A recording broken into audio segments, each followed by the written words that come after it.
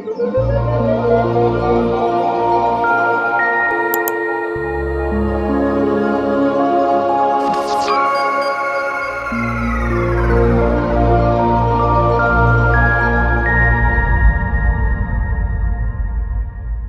next presentation will be on the lessons in effective on-ground engagement in emergency management. The presentation will be presented by two presenters, Senior Elder Otto Campion and also Ted Gondarra, who is a community leader of resilience project leader from Galiwin'ku. Thank you, everyone. Good afternoon. First, I would like to acknowledge all the elders from the past, present, and this talk today. We just want to share where this Bushfire natural acid we first started bringing elders together. So my name is proper name Bulmaniya, and that name was given from saltwater people. So I'm a freshwater person, but I've got a bush name, proper name, shark, freshwater shark. And that's where I've identified myself. So here I'm presenting on behalf of my elders that they've been guiding me along this journey. So we have all these photos, and you can see in this slideshow as my brother-in-law, Charlie, and my grandfather passed away, and the other old man still alive, old Jackie, sitting with big beard and with dark glass. So this project was, led by Dr. Jeremy Russell Smith, and we started to bring everyone in to get a idea about where we can take this project back in our community and start bringing them in to help us all the knowledge together. So this project, I went to down south, Brisbane. I went to emergency headquarters, and I took old man Charlie and my nephew Mike, and we met these people and sharing our story. So two trips, one here in Darwin, we had Southern Australia people came here, and I was facilitating, looking at getting rangers and frictional owners to come and look at our training. And I think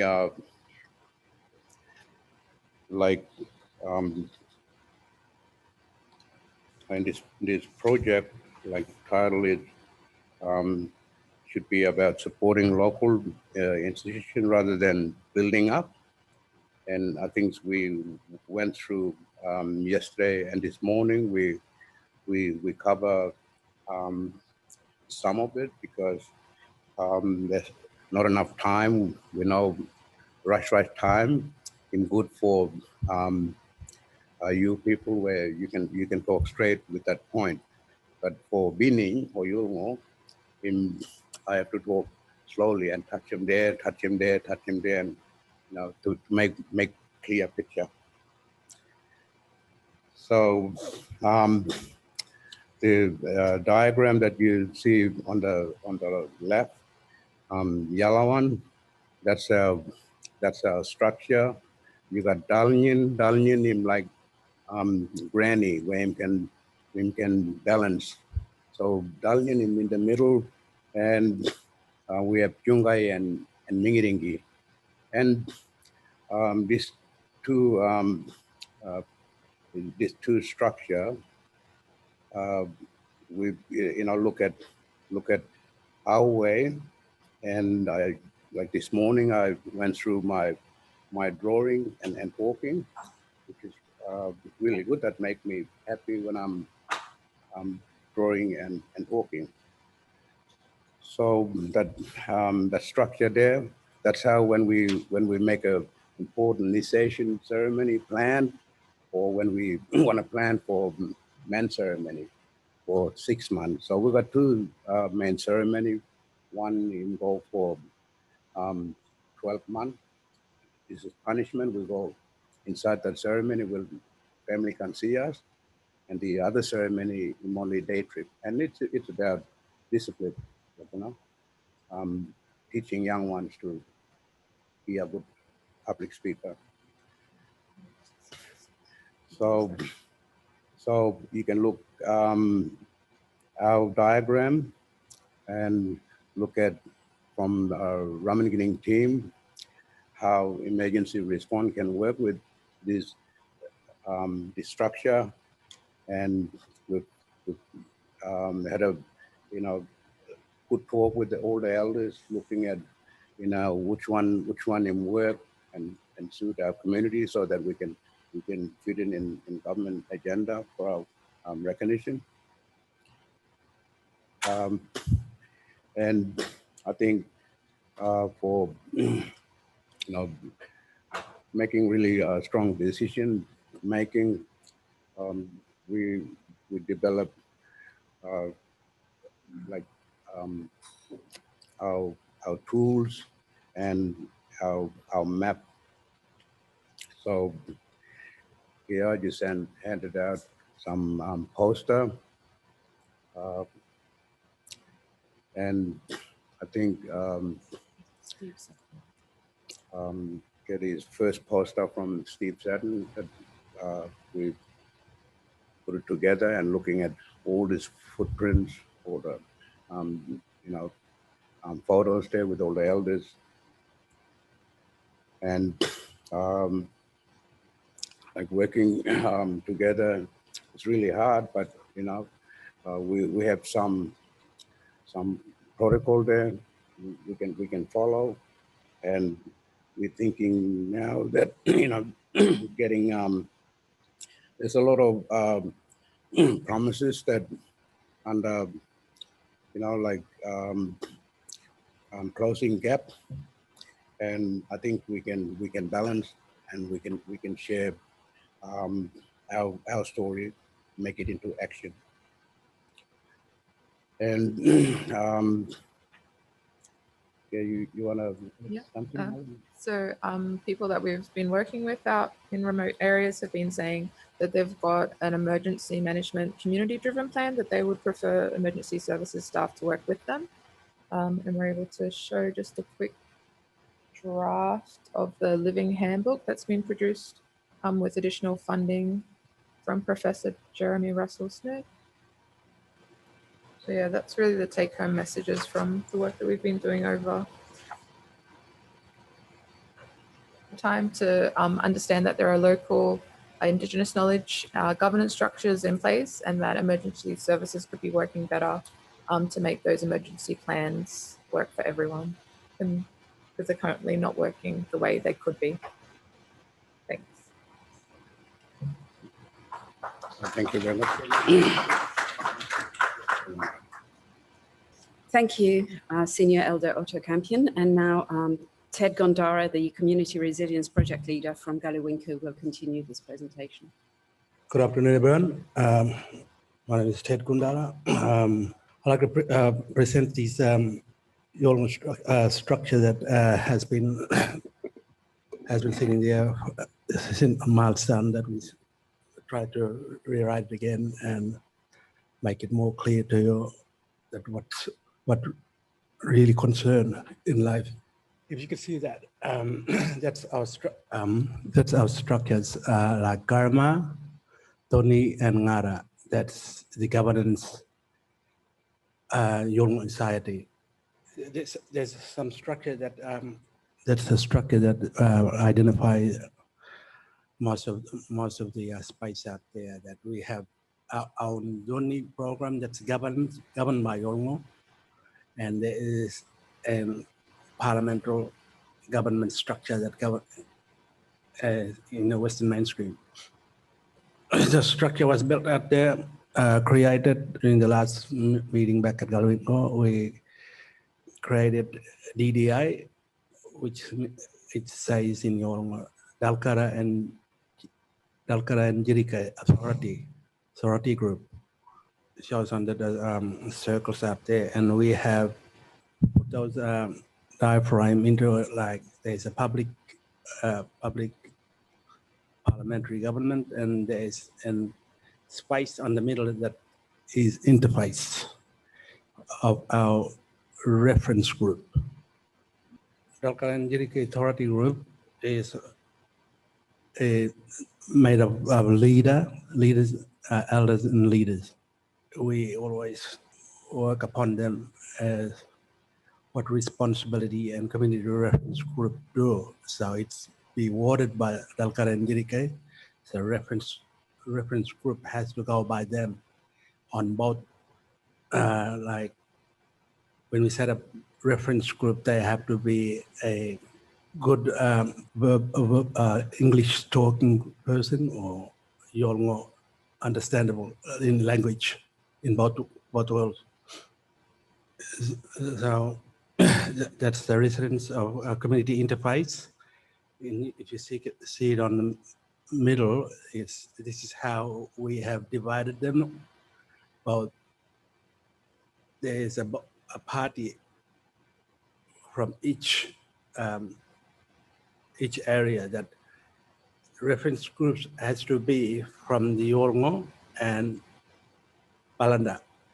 If Balanda means Western, if they want reference group from Yolngu literate, they should have about a party working together. As our service providers for the community through DDI has to be there, has to be managed by Yolngu themselves and governed by Yolngu. So that's the last one. How could we make it on the next steps? It has been because our concern is really in putting into an infrastructure, meeting the consultation and space of administration. Also, we need an incorporated. Yolngu have to be in a cooperated body. Thank you. Thank you, Ted, and thank you, Otto, for this presentation. Do you have any questions for either Otto or for Ted? I just wanted to know if you could tell us, I mean, we've seen presentations from people in the, agencies, government agencies, and how they're structured and how they deal with emergencies. But, this is some of the first times we've ever hearing talk from remote Indigenous communities. Can you tell us how you personally might be able to see a way forward that we can, the agencies can engage with you, that, because I mean, they haven't heard this before. So is there any way you could tell them how they might be able to engage with you well? Well, it's a difficult time that most of Yolngu have because of the barriers of language, and knowledge sharing is difficult too as well because it is very much in remote, and to gather those information or to plan ahead, you have to confront them. Confronting is the only communication you will have. And knowing how to build that awareness. But therefore, like I say, you have to confront people. Yeah, I guess the diagram I show this morning, and I think we heard a clear message from some of the research we've done on ground, and they like they've been talking since day one, and now I think we wanna see evidence in same like this is not empty country. You want to see something that inbuilt there. So from Yolngu knowledge, I think we can hear under Australian Indigenous partnership, like for getting that recognition on research. So we are driving our agenda, but what we're trying to say there is we're gonna start build them up this fire means let's put something there and let's make him happen, and then we can see that evidence him standing there, because we keep telling story and encouraging. We're still going around cycle. So in good to get more Yolngu to involve, because as a leader, we've seen that diagram this morning about one person going up in that ladder, and other people hold that ladder, otherwise he'll fall down. Means this person can't be all the time there, but we're trying to come back, and we're all equal. Everything that we on ground. So this poster this morning or yesterday, I think we talked about getting independence, and we did a lot of hard work going first. NLC was host organization for working on country program, and now we are driving it. So for Airfield Swamp, we can see that structure, it's there.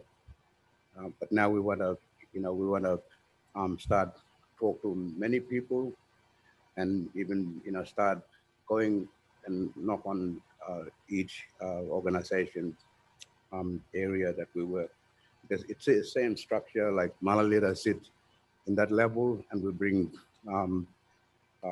all the service provider, and they always have assistant. Like we have Yolngu teacher and Balangta teacher. They come and they share. So I reckon from talking, we had enough. We wanna make it happen. Start planting tree. Start putting our hands on ground, and start moving some of the topsoil, and see what that real story inside, what we really want. One moment, please. We have a question from Patrick Maher. Patrick, would you take yourself off mute and ask your question, please? I was wondering if out in the communities there, what was working well in terms of emergency management, or what areas they would like to change first if things aren't going well. Hi, this is Marlon. I can quickly mention for the Ramingining mob that they've done training to say that instead of having outsiders come in after a natural hazard event, to do a skill audit, because there's people on the ground, both men, women, young and old, that can already do stuff to work with those governance structures. We've got a living handbook. I don't think you can see it, but it's a website that actually has started to help community tell emergency services what they would want done differently in making sure that emergency services management plans can work better. For communities, we've also been working with others in bushfire natural hazard CSC, like Steve Sutton and Roland at CDU, doing a 3D map of Ramingining community to have some tactile maps to actually have people on the ground work with emergency services when they come in to say, this is the contact for this area, these are the issues, a different contact for another area. So that's what Outstation Mob and people, the different clan groups in Ramingining have been working on, to give something back, to say, how can we do it together?